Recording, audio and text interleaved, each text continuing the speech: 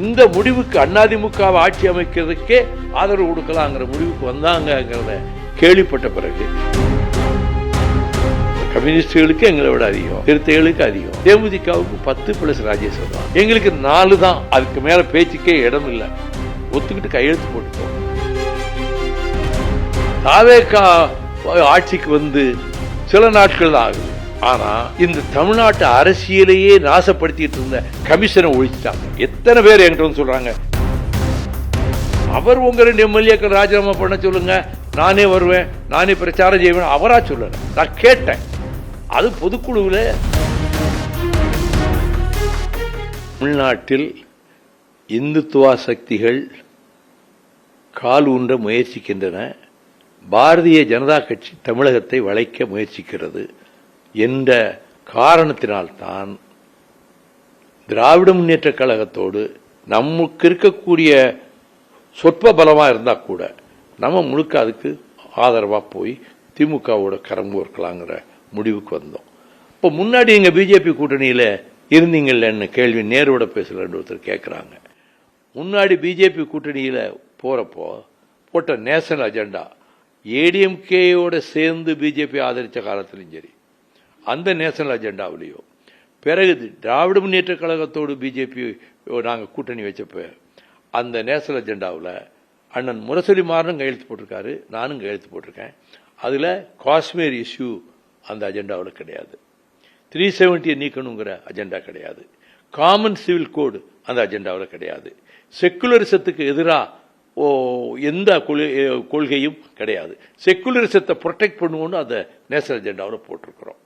எங்களுக்கு உடன்பாடாக எல்லா கொள்கைகளுமே எங்களுக்கு உடன்பாடாக இருந்தது. நாங்கள் உடன்பாட்டில் இருந்தோம். அதன் பிறகு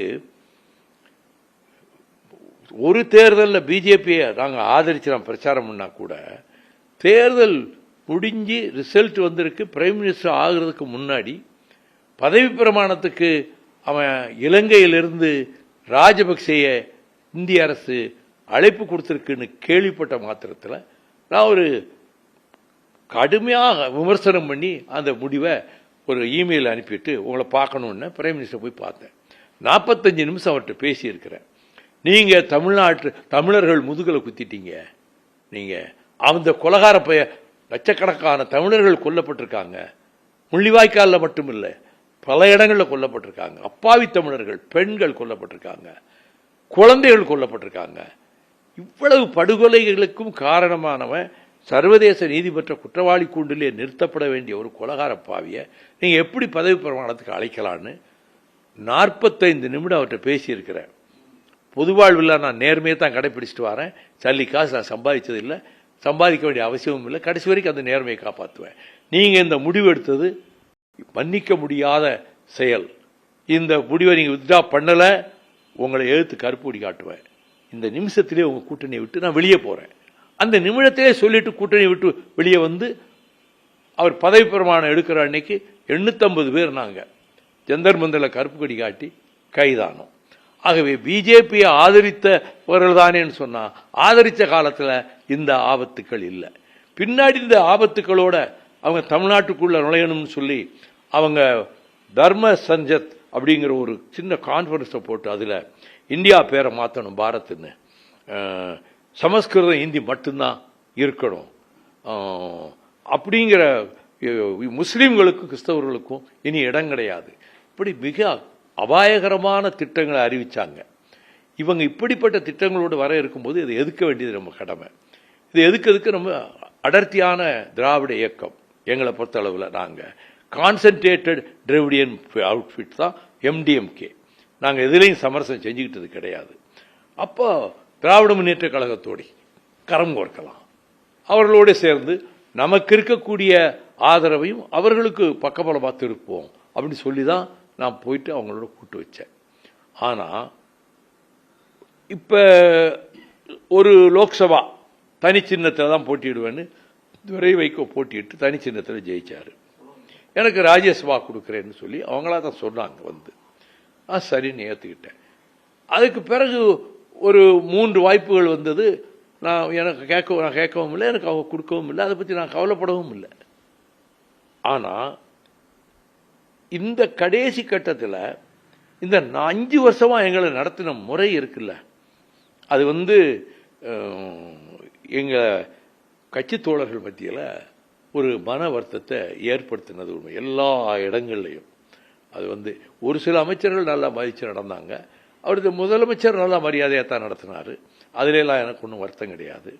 ஆனால் அவங்க இந்த முடிவுக்கு அதிமுகவை ஆட்சி அமைக்கிறதுக்கே ஆதரவு கொடுக்கலாங்கிற முடிவுக்கு வந்தாங்கிறத கேள்விப்பட்ட பிறகு இனி இவங்களோட பயணிப்பது சரியாக இருக்காது அப்படிங்கிற ஒரு முடிவுக்கு வந்தான்.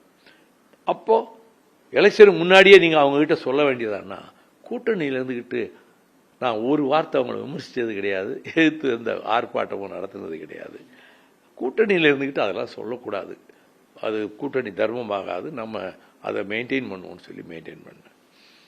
ஆனால் அதுக்கு பிறகு இந்த கூட்டணியில் இனி நீடிக்கிறது சரியில்லைன்னு கன்னியாகுமரியிலேருந்து திருத்தணி வரைக்கும் கட்சியில் 99.9% டிஎம்கேவோட நம்ம நீடிக்க முடியாது. பல இடங்களில் நாங்கள் சரியாக மரியாதையாகவே நடத்தப்படலை அப்படிங்கிற உணர்வு தான் தொண்டர்கள் மத்தியில் வந்தது. அவங்களுக்கு நமக்கு உரிய இடங்கள் கொடுக்கல, மற்றவங்களுக்கெல்லாம் அதிக இடங்கள், மற்ற கட்சிகளை குறிப்பிட்டு அவ்வளோ குறை சொல்லலை. அவங்க ரைட்டு, அவங்க அதிக இடங்கள் வாங்குறாங்க. ஏன் அதே பார்வைத்து எங்களை நடத்தலை? இப்போ கம்யூனிஸ்டுகளுக்கு எங்களை விட அதிகம், சிறுத்தைகளுக்கு அதிகம், தேமுதிகவுக்கு 10 + ராஜ்யசபா, எங்களுக்கு 4 தான். அதுக்கு மேலே பேச்சுக்கே இடம் இல்லை. ஒத்துக்கிட்டு கையெழுத்து போட்டு போங்க, இதுக்கு மேலே வேற பேச்சுக்கு இடம் இல்லை அப்படின்னு சொல்லிட்டாங்க. இது இப்போ மற்ற கட்சிகளை விட நம்ம ஏன் இவ்வளவு, மற்ற கட்சிகளுக்கு இருக்கிறத விட எங்களுக்கு பலம் இருக்குன்னு என்னுடைய கருத்து. எப்படி ஒரு ஊரில் 10 பேராவது மதிமுகவில் இருக்கிறான், அவளுக்கு கிளைக்கிழக்கு இந்த பொதுக்குழுவில் சிறப்பழைப்பாளர்கள் சேர்த்து 1450 பேர் கலந்துருக்காங்க. எந்த பொதுக்குழுவுக்கு இப்படி கூட்டம் 99% வந்ததில்லை. ஒட்டுமொத்தமாக ஒரே குரலா திமுகவை விட்டு வெளியேறணும், கூட்டணியை விட்டு அப்படிங்கிற கருத்தை தான் எல்லாரும் பதிவு பண்ணாங்க. அதை சொல்லும்போது எழுந்த கரகோஷம் இருக்கு பாருங்க, ஆரவாரம், வேற எதுக்கும் இல்லை.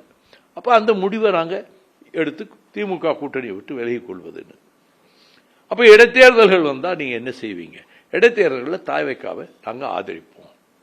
இப்போ தாவேக்கா ஆட்சிக்கு சில நாட்கள் தான் ஆகுது. ஆனால் இந்த தமிழ்நாட்டு அரசியலையே நாசப்படுத்திட்டு இருந்த கமிஷனை ஒழிச்சிட்டாங்க.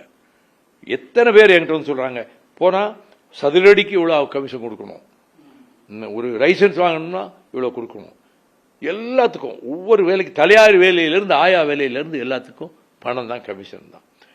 அந்த கமிஷனுங்கிற வார்த்தைக்கே இடமில்லாமல் ஆக்கிட்டாருங்கிறத நேற்றைக்கு கூட ஒரு பெரிய கல்வி நிறுவனம் நடத்தக்கூடிய தொழிலதிபர் ஒரு புதிய கட்டிடம் கட்டுறதுக்கு இத்தனை கோடி செலுத்த வேண்டியிருந்தது கப்பம். இப்போ நாம் அதை விட பெரிய கட்டடம் கட்ட போகிறேன், அப்ளிகேஷன் போட்டோம், 10 பைசா எனக்கு செலவு கிடையாதுன்னு சொல்கிறாரு. ஆக கமிஷனும் இல்லை கரப்ஷனும் இல்லைங்கிற 2 இதை நிலைநாட்டிட்டார் விஜய். அதனால் ரிசல்ட்டுக்கு முன்னாடியே அவர் ஆச்சரியகரமான முடிவுகள் வந்தாலும் வரலாம், மக்கள் ஆதரவு அப்படி போகுது. நான் முதல்ல எதிர்பார்க்கல கட்சி ஆரம்பிக்கும் போது. ஆனால் தேர்தல் நேரத்தில் பார்த்தா அவங்களுக்கு பெரிய ஆதரவு இருக்கு தெரிஞ்சது. ஆகவே இப்போ விஜய் முதலமைச்சராக என்னை பார்க்கணும் அவசியம் இல்லை, பார்த்தாரு, ரொம்ப நெகிழ்ந்து போய் தான் பேசினார். அதை அந்த சந்திப்பு கொஞ்சம் பேருக்கு ரொம்ப அதிருப்தியையும் வெறுப்பையும் ஏற்படுச்சு. அவராக பார்த்து ஒரு மூத்த அரசியல் தலைவருங்கிற முறையில் உங்களை பார்க்க வந்தேன் அப்படின்னு சொல்லிட்டு போனார். இதற்கு பிறகு 2 கூட்டணியை விட்டு வெளியேறிய பிறகு, கூட்டணியை விட்டு வெளியேற முடிவு எடுத்தாச்சு. நம்ம கட்சிக்காரங்க 2 பேர் பேருக்கு சூரியனில் நின்றுருக்கலாம், மெம்பர்ஷிப்பில் கையெழுத்து போட்டிருக்கலாம். இந்த கட்சியில் தானே இத்தனை வருஷம் இருந்தாங்க, கட்சியில் முக்கியமான இடத்துல தான் நான் வச்சுருந்தேன், அவங்க அதில் போய் போட்டி போடட்டும்னு சொன்ன பிறகு, கூட்டணியை விட்டு வெளியே வந்த பிறகு இவங்க அங்கே எம்எல்ஏவா நீடிக்கிறது எந்த விதத்தில் நியாயமாகும்? உங்கள் வாதத்தில் கூட மணி இந்த ஒரு வாதத்தை வச்சார். அவர் பொதுவாக என் மேலே ஒரு பற்றோ என்னுடைய இதை பற்றி பாராட்டிய பேசக்கூடியவர் அல்ல, ஒரு நல்ல தேர்ந்த ஒரு யோசனையோடு பேசக்கூடியவர். அவரே கூட்டணி விட்டு வெளியே வந்த பிறகு அந்த கட்சியை சேர்ந்த 2 பேர் எப்படியா எம்எல்ஏவை நீடிக்க முடியும் அப்படின்னு கூட உங்கள் வாதத்தில் கேட்டார். அதனால தான் நான் அவர் 2 பேரும் ராஜினாமா பண்ணணும்னு சொல்லும்போது முதலமைச்சர்கிட்ட நான் தான் சொன்னேன், 2 பேரும் ராஜினாமா செய்ய சொல்கிறேன், அது ஜெயிக்கணும், நீங்கள் அதில் பிரச்சாரத்துக்கு வந்து செஞ்சால் நல்லா இருக்கும்னு சொல்லி நான் தான் சொன்னேன். அவர் சரி அந்த நேரம் வரும்போது அதை பற்றி யோசிப்போன்னு சொன்னார். அவர் உங்கள் 2 எம்எல்ஏக்கள் ராஜினாமா பண்ண சொல்லுங்க, நானே வருவேன், நானே பிரச்சாரம் செய்வேன், அவராக சொல்லலை, நான் கேட்டேன். அது பொதுக்குழுவில் எல்லாருக்கும் வந்து அடுத்த ஸ்டெப் என்னங்கிற ஆர்வத்தோடு இருக்கிறவங்க கிட்ட நாம் அப்படி 2 இடத்துல ராஜினாமா செய்து விட்டு போட்டியிட்டால் அவர் முதலமைச்சரை வந்து பிரச்சாரம் செய்யறதுக்கான வாய்ப்பு இருக்கு. அவர்கிட்ட பேசும்போதே அவர் வந்து நம்ம கோரிக்கையை அவர் ஏற்றுக்கிற மாதிரி தான் என்கிட்ட பேசினார் அப்படின்னு தான் சொன்னேனே தவிர, அது அவரா வந்து நீங்க ராஜினாமா பண்ணுங்க, நான் வந்து தொகுதியில் பிரச்சாரம் பண்றேங்கிற வார்த்தையெல்லாம் அவர் சொல்லலை. நான் கேட்டதுக்கு சரி அது கண்டிப்பாக பரிசீலிப்போம் அப்படின்னு சொன்னார்.